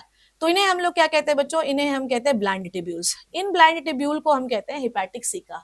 हिपैटिक सीका 6 से 8 होते हैं। ये क्या निकालते हैं? ये आपके ग्लैंड्स की तरह बिहेव करते हैं, सारा बहुत सारा धूम तना बहुत सारे एंजाइम्स निकालते हैं। सारा एंजाइम कहाँ दे देते हैं? मिडगट में। तो मिडगट में बेटा जी सारा डाइजेशन वगैरह होता है, इवन सारा एब्जॉर्प्शन भी मिडगट में होता है, ठीक है। अब आपका जो खाना है बच्चे, वो आता है हिंडगट में। अब मिडगट और हिंडगट के जंक्शन पे होती हैं बेटा 100 से भी ज्यादा टिब्यूल, 100 से 160, जिन्हें हम कहते हैं मेल्फिजियन टिब्यूल। अब आपके खाने में, ठीक है, अब आपके खाने में बहुत सारी चीजें होंगी बेटा, जो भी वेस्ट है वो इंटेस्टाइन में चला जाएगा, इंटेस्टाइन से बेटा जी कोलन में गया, कोलन से गया रेक्टम में, रेक्टम से बाहर हो जाएगा। ठीक है, अब मेरी बात समझना, मेल्फिजियन टिब्यूल का काम क्या है। मान लो कि आपके खाने में पानी अच्छा है, पानी खींच लेगा, ठीक है। मान लो आपके खाने में कुछ और वेस्ट चीजें हैं, वो बाहर जाने देगा, जो अच्छी चीजें हैं उनको रख के वापस से बॉडी को भेज देगा। तो बेसिकली यहाँ पर मेल्फिजियन टिब्यूल पता है किसकी तरह बिहेव कर रहा है। मेल्फिजियन टिब्यूल आपकी किडनी की तरह बिहेव कर रहा है। आपकी किडनी का काम क्या होता है, फिल्ट्रेशन और ऑस्मो रेगुलेशन। ये भी तो ऑस्मो रेगुलेशन कर रहा है। मान लो खाने से बहुत पानी बाहर जा रहा है, ये खींच लेगा, बॉडी से बहुत पानी बाहर जा रहा है, खींच लेगा। बॉडी यूरिक एसिड जो है, जब बॉडी बनाएगी यूरिक एसिड को बेटा जी ये बॉडी से बाहर निकलवाने का काम करेगा। तो ये सारे काम यही तो करता है। ठीक है, तो ये हो गया आपका एक डाइजेस्टिव सिस्टम। आइए इसको पढ़ लेते हैं हम लोग। अब आप सुनो, फोर गट और हिंड गट तीनों ही काइटिनस प्लेट से घिरे हुए हैं, तो कोई भी एब्जॉर्प्शन यहां से नहीं हो सकता। एब्जॉर्प्शन सिर्फ मिड गट पे होगा, इवन डाइजेशन भी। ठीक है, समझ में आई बात, आ जाओ, क्योंकि वहां पर कोई काइटिनस प्लेट नहीं होती। ठीक है, अरे कहाँ गया है वो, is this clear to you my babies. ठीक है, 6 क्यूटिकुलराइज टीथ होते हैं, मिडगट में कोई काइटिन नहीं होता, 6 to 8 ब्लाइंड टिब्यूल्स होते हैं फोरगट और मिडगट के जंक्शन पे। ये सारे टाइप के डाइजेस्टिव जूस निकालते हैं, जैसे फैट, प्रोटीन और कार्ब्स को डाइजेस्ट करते हैं। फाइनल डाइजेशन एब्जॉर्प्शन मिडगट में होता है।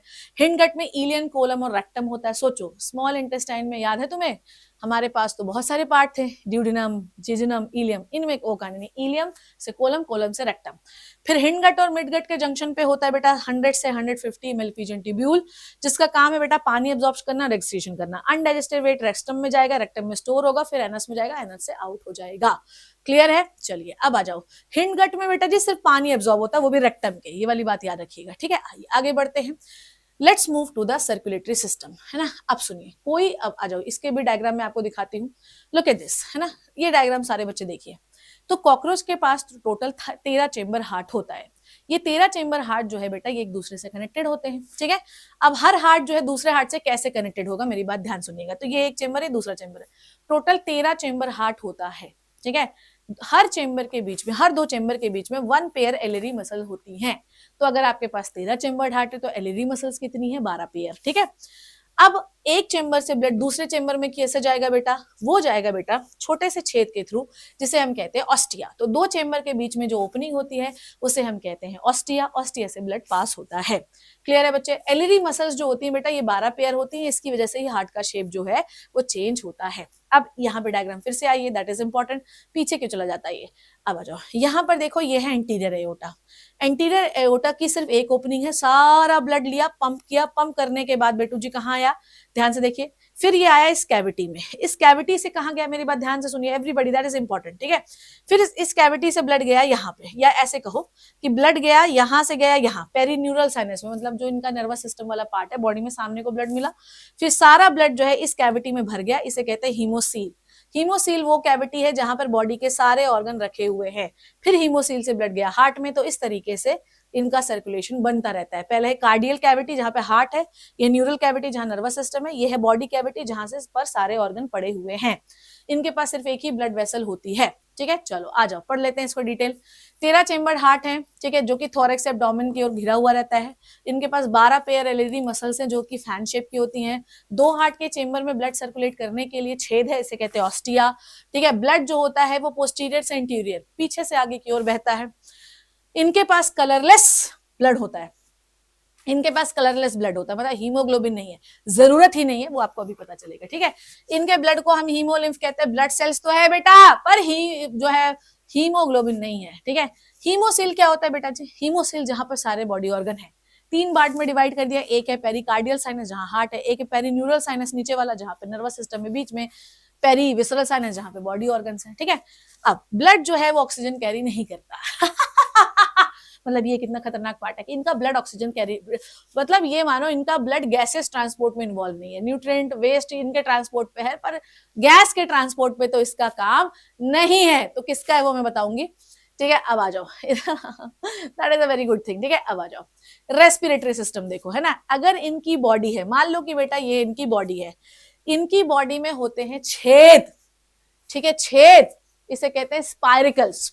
अब इन छेद से बेटा जी, इन छेद को रेगुलेट करने के लिए we have the sphincter muscle around the spiracle. Spiracle जो है बच्चे, that is very important. Spiracle से oxygen direct direct direct direct direct अंदर आया। अब देखो स्पाइरिकल ओपन हुआ, एट्रिया ट्रेकिया, ये डायग्राम नहीं भी याद हो चलेगा।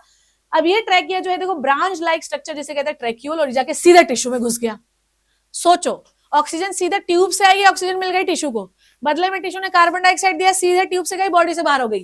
क्या ब्लड का रोल दिखाई दे रहा है? नहीं। ट्यूब से ट्यूब, ट्यूब से टिश्यू, टिश्यू से ट्यूब, ट्यूब से टिश्यू, टिश्यू से ट्यूब, मतलब डायरेक्ट एक्सचेंज हो रहा है। इसे कहते हैं ट्रैकियल ट्यूब। अब ब्लड का कोई रोल है एक्सचेंज करने में? नहीं। ब्लड जब चाहिए नहीं, सीधे छेद से टिश्यू में जाओ, टिश्यू से बाहर जाओ, ठीक है।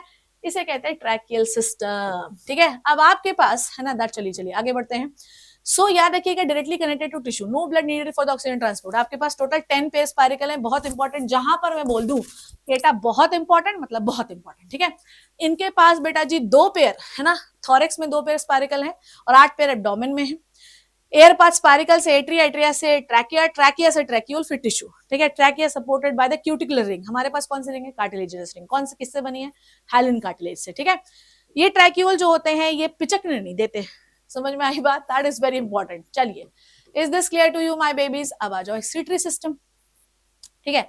जो आपका कॉकरोच होता है बच्चे, वो यूरिकोटेलिक होता है, यूरिक एसिड निकालता है, ठीक है। अब आपको पता है ना मिड गट और हिंड गट के बीच में क्या है? 100 से 150 मेलफिजियन टिब्यूल है। मेलफिजियन टिब्यूल का काम क्या है मैं आपको समझाती हूँ। Do we have the diagrams? ठीक है, चलो कोई बात नहीं, हम इसको पढ़ लेते हैं। सो देखिए है ना, इसका काम क्या होता है, मेरी बात ध्यान सुनिएगा, that is very very important thing जो आपको याद रखना है, ठीक है। Absorb K++ uric acid from the haemolymph. इसका मतलब ये है कि मेलफिजियन टिब्यूल का काम ये है कि अगर इनके ब्लड में, कॉकरोच के ब्लड में K+ यूरिक एसिड बहुत ज्यादा है, इसको एब्जॉर्ब करो और हम बॉडी से बाहर करेंगे। क्लियर है बच्चे? इनके पास सीलेटेड एंड ग्लैंडुलर एपिथेलियम है। सीलेटेड एंड ग्लैंडुलर एपिथेलियम मतलब चीजें एब्जॉर्ब करने के लिए सीलेटेड एपिथेलियम चाहिए और चीजें सिक्रीट भी करते हैं। जैसे यूरिक एसिड ब्लड से ले लिया तो उसे सिक्रीट भी तो मेलफिजियन टिब्यूल में भरना भी तो पड़ेगा, तो सिक्रीशन का काम भी कर लेते हैं, ठीक है। वाटर एंड आयरन को भी रीअब्सॉर्ब करने का काम मेलफिजियन टिब्यूल का है, ठीक है। अब आ जाओ यूरिकोज ग्लैंड। यूरिकोज ग्लैंड जो होती है बेटा वो मशरूम ग्लैंड के ऊपर होती है। यूरिकोज ग्लैंड का काम क्या होता है? सिर्फ मेल में होती है। ये यूरिक एसिड को बेटा जी बहुत समय तक स्टोर कर सकती है, मतलब डेथ तक, मतलब जब कॉकरोच मर जाएगा तब निकलेंगे। इनके पास एक्सक्रीशन के लिए बेटा नेफ्रोसाइट्स और फैट बॉडीज भी होते हैं, ठीक है। नेफ्रोसाइट एंड फैट बॉडीज, इनका काम वही होता है बेटा, यूरिक एसिड को स्टोर करो, जब कॉकरोच मरेगा तो निकाल देंगे, ठीक है। क्लियर है बच्चों? यूरिक एसिड क्यों निकालते हैं बच्चे? Why they use the uric acid? क्योंकि बेटा पानी बचाना है इन्हें, ठीक है। आइए अब आ जाओ बेटा जी, बात करते हैं इनके नर्वस सिस्टम की। Let's start with the nervous system. आइए, is this visible nervous system? आ जाओ बेटा। अब सुनो, इनके पास है ग्रुप ऑफ साइटॉन्स। इसे क्या कहते हैं बेटा? ग्रुप ऑफ साइटॉन्स को बोलो। Group of cytons called as ganglia, ठीक है। तो इनके पास देखो ईसोफेगस एरिया में ऊपर की ओर 3 गैंग्लियास दिख रहे हैं, 3 ग्रुप ऑफ साइटॉन्स दिख रहे हैं, इन्हें कहते हैं सुप्रा ईसोफेजियल गैंग्लिया। कॉकरोच में इसी को हम लोग ब्रेन कंसिडर कर रहे हैं। सोचो, इसी को ही हम लोग ब्रेन कंसिडर कर रहे हैं, ठीक है। इससे क्या निकली? इसके एक्सॉन, और ये ज्वाइन हो गए नीचे वाले गैंग्लिया से, इसे कहते हैं सब ईसोफेजियल गैंग्लिया। ऐसे ही गैंग्लियास का ग्रुप हो गया यहाँ पर, ग्रुप चेन चली जा रही है। तो ये क्या कहला रहा है? This is the supra oesophageal ganglia which represented as brain into the cockroach. This is the sub oesophageal ganglia. इस गैंग्लिया से निकलेंगे एक्सॉन, एक्सॉन जो है देखो ganglia ganglia ganglia ganglia ganglia ganglia connected हो गए। तो इनका जो पूरा नर्वस सिस्टम है वो बॉडी में सामने की ओर है, हमारा पीछे की ओर है। क्लियर है? और इनकी जो नर्व कॉर्ड है वो है सॉलिड, हमारी कैसी होती है? हॉलो, पीछे की ओर। इनकी है डबल, ठीक है। अब इधर आ जाओ, ठीक है, आ जाओ इधर आओ, दैट इज वेरी इंपॉर्टेंट, ठीक है। तो इनकी जो है बेटा नर्व कॉर्ड वेंट्रल सॉलिड है, हमारी डॉर्सल हॉलो होती है, ये वाली बात याद रखना, ठीक है। चलो भैया आ जाओ। तो इनके पास टोटल 9 गैंग्लिया हैं, जो 3 थॉरेक्स में, 6 एब्डोमेन में। ये याद है बेटा 9 गैंग्लियाज हैं, जो कि कॉकरोच में आपको सेगमेंट्स कितने नंबर पे क्या प्रेजेंट है ये याद करना, क्योंकि 26 में ये आ चुका है, ठीक है। 26 में आ चुका है, ठीक है। आ जाइए, is this clear to everybody? ठीक है। थोरेसिक गैंग्लिया जो है वो लेग्स और विंग्स में बताते हैं, एब्डोमिनल गैंग्लिया पूरे एब्डोमिनल ऑर्गन को दिखाते हैं। इनके पास कोई सेपरेट स्पाइनल कॉर्ड नहीं है, इनके पास कोई क्रेनियल नर्व्स वगैरह नहीं होती हैं, ठीक है। चलिए भैया, इज दिस क्लियर? अब आ जाओ, दैट इज रिप्रोडक्टिव सिस्टम, ठीक है। आ जाइए। तो मेल के पास जो इनका देखो सेगमेंट्स मैंने बहुत ही सेपरेटली, बहुत ही साफ साफ अक्षरों में लिखे हैं। इस पीडीएफ को रट्टा मार लीजिएगा, अगर आपने इतना भी पढ़ लिया इसमें तो तुम्हारे कॉकरोच, फ्रॉग और टिश्यू तीनों के क्वेश्चन कहीं नहीं जा रहे। तुमने सिर्फ इतना पढ़ लिया तो तुम्हारे कॉकरोच, फ्रॉग और टिश्यू के क्वेश्चन कहीं नहीं जा रहे हैं। तो याद रखिए मेल का टेस्टिस कब है, 4 से 6वें सेगमेंट में, ठीक है। टेस्टिस से क्या निकली, वास्ट डिफरेंस निकली, ठीक है, जो कि घुसी मशरूम ग्लैंड में। मशरूम ग्लैंड का पोजीशन है 6 से 7 सेगमेंट में। मशरूम ग्लैंड में बेटा जी 2 टाइप की ट्यूब्यूल, एक्चुअली मशरूम ग्लैंड 3 चीजों से मिली है, short tubule, long tubule and seminal vesicle, ठीक है। अब जो मशरूम ग्लैंड से निकलती है इजैकुलेटरी डक्ट, जो कि मेल गोनोपोर में ओपन होती है। आइए इस पर हम लोग थोड़ी सी चर्चा कर लेते हैं। आइए, ठीक है। अब इधर समझिए, ठीक है, that is very very important, ठीक है। तो ये जो आपको मशरूम ग्लैंड दिखाई दे रही है, ये मशरूम ग्लैंड में 2 टाइप की ट्यूब्स हैं, short tubule, long tubule and the seminal vesicle, ठीक है। मशरूम ग्लैंड की जो ओपनिंग है वो इजैकुलेटरी डक्ट में होती है बेटा जी। फिर इजैकुलेटरी डक्ट में ओपन हो गई, उसके बाद जो है ये अपने स्पर्म को, इनके पास क्या होते हैं, फैलोमियर्स होते हैं, ठीक है। फैलोमियर्स क्या करते हैं, फीमेल गोनोपोर को ओपन करेंगे, स्पर्म को फीमेल के अंदर डिलीवर कर देंगे, ठीक है बच्चे। Is this clear to everybody? Testis का सेगमेंट आपको बता ही दिया है मैंने, ठीक है। अब सुनो, है ना, अब आ जाओ, है ना। तो स्पर्म जो है बच्चों, एक बात हमेशा याद रखो, ठीक है। इजैकुलेटरी डक्ट ओपन होती है मेल गोनोपोर में। मेल गोनोपोर जो है अपने फैलोमियर्स, एक्सटर्नल जेनिटेलिया है इनके पास, फैलोमियर, टिटिलेटर, बहुत सारी चीजें, इसकी वजह से फीमेल को ओपन करेंगे और अपना सारा स्पर्म छोड़ देंगे। पर इनका जो स्पर्म है बेटा, वो सिंगल नहीं होता, वो ग्रुप में होता है, चिपका हुआ होता है। इसे कहते हैं पहले स्पर्मेटोफोर। इस स्पर्मेटोफोर के ऊपर बेटा जी टोटल बेटा 3 लेयर होती है, ठीक है। 3 लेयर में जो पहली लेयर होती है बेटा वो लॉन्ग ट्यूब्यूल बनाती है, दूसरी लेयर बनाती है इजैकुलेटरी डक्ट और तीसरी लेयर बनाती है फेलिक ग्लैंड। फेलिक ग्लैंड कहां देखिए आपने, लुक एट दिस, ये देखो फेलिक ग्लैंड है। फेलिक ग्लैंड की ओपनिंग, लुक एट दिस, ये फेलिक ग्लैंड है कि नहीं है बेटा जी। फेलिक ग्लैंड, तो पहली लेयर लॉन्ग ट्यूब्यूल, दूसरी लेयर पहली लेयर लॉन्ग ट्यूब्यूल, दूसरी लेयर इजैकुलेटरी डक्ट और तीसरी लेयर बनाती है फेलिक ग्लैंड, ठीक है। तो ये 3 लेयर्स आपके स्पर्मेटोफोर के ऊपर होती है। तो फेलिक ग्लैंड का काम आई होप समझ गए, लेयर बनाना, ठीक है, लेयर बनाना, समझ में आ गई बात। तो आपका स्पर्मेटोफोर एक पैकेट में होता है 3 लेयर। पहली लेयर किसने बनाई, लॉन्ग ट्यूब्यूल ने, ठीक है। ओके, क्या लॉन्ग ट्यूब्यूल ने क्या दिया भैया कि ले तू न्यूट्रिशन ले, खाना पीना खा। उसके ऊपर दूसरी लेयर किसने बनाई बेटा जी, बताओ, इजैकुलेटरी डक्ट ने। उसके ऊपर लास्ट वाली लेयर किसने बनाई, आपकी फेलिक ग्लैंड ने, ठीक है। फिर ये 3 लेयर वाला जो स्पर्मेटोफोर है, ठीक है, ये 3 लेयर वाला जो स्पर्मेटोफोर है, आइए यहाँ पर छोड़ दिया गया, ठीक है। अब इस 3 लेयर वाले स्पर्मेटोफोर को हम लोग डाल देंगे फीमेल के अंदर, ठीक है। आइए देखते हैं, ठीक है। अब फीमेल की बात करते हैं। फीमेल की ओवरीज होती हैं 2 से 6 सेगमेंट में, है ना। हर ओवरी में ऐसे माला की तरह, देखो सांसों की माला में, माला की तरह ऐसे ओव्यूल लगे हुए, इन्हें कहते हैं ओव्यूरियोल, ठीक है। उसके बाद ध्यान से समझिएगा, दैट इज इंपॉर्टेंट। उसके बाद इनके पास होते हैं स्पर्मथीका, ठीक है। अब आपको पता होना चाहिए कि जो स्पर्मेटोफोर मेल से फीमेल के अंदर डाला गया वो स्पर्मथीका के अंदर स्टोर होता है, जिसका सेगमेंट है 6वां। समझ में आई बात? अब सुनना, ठीक है। फीमेल के पास होते हैं कोलेटरल ग्लैंड, ठीक है, ये बनाते हैं। अब देखो फर्टिलाइजेशन हो गया स्पर्मथीका में, अब फर्टिलाइज एग के ऊपर एक लेयर बनती है, इसे कहते हैं ऊथिका। क्या कहते हैं बेटा? ऊथिका। ऊथिका होता है, इसका size 8 mm, dark reddish brown होता है। 8 से 10 ऊथिका एक फीमेल में बनते हैं। हर एक ऊथिका में 16 एग्स होते हैं। ये 16, 8 ऊपर होते हैं और 8 ऐसे बेटा जी नीचे होते हैं, और ये ऊथिका कवर होता है। समझ में आई बात? तो स्पर्मथीका में स्पर्म स्टोर है, ओवा आया, फर्टिलाइज हुआ, फर्टिलाइज एक फीमेल बॉडी के अंदर ही बाहर निकला, उसके ऊपर कोलेटरल ग्लैंड ने एक लेयर बना दी, इसे कहते हैं ऊथिका। ऊथिका में टोटल 16 एग्स है, 8 ऊपर 8 नीचे, ठीक है। अब इन ऊथिका को बेटा जी हम लोग क्या कहते हैं बच्चे, है ना, मॉइस्चर में निकाल देते हैं। अब इसके बाद इसमें भाई मोल्टिंग होती है। क्या होती है? मोल्टिंग, 7 to 8 टाइम्स मोल्टिंग होती है, जिससे बेटा जी एक हम कह सकते हैं एडल्ट फ्रॉग बनता है। जो आपका लार्वल स्टेज होता है, कॉकरोच का जो लार्वल स्टेज है उसे हम कहते हैं निम्फ। क्या कहते हैं बेटा जी? कॉकरोच का जो लार्वल स्टेज होता है वो होता है निम्फ। निम्फ में बेटा जी विंग पैड्स होते हैं, ठीक है, पर विंग्स नहीं होते। जब विंग पैड्स विंग में कन्वर्ट हो जाते हैं तो आपका निम्फ जो लार्वल स्टेज है वो एडल्ट में कन्वर्ट हो गई। इनका जो डेवलपमेंट होता है बच्चे वो पोरोमेटाबोलस होता है। ये वाली बात आपको याद रखनी, जैसे इनके पास भी देखो, ठीक है, पोरोमेटाबोलस, ठीक है। चलिए, is this clear to everybody? So look at this, ठीक है, ये है आपकी क्या, look at this, that is very very important diagram.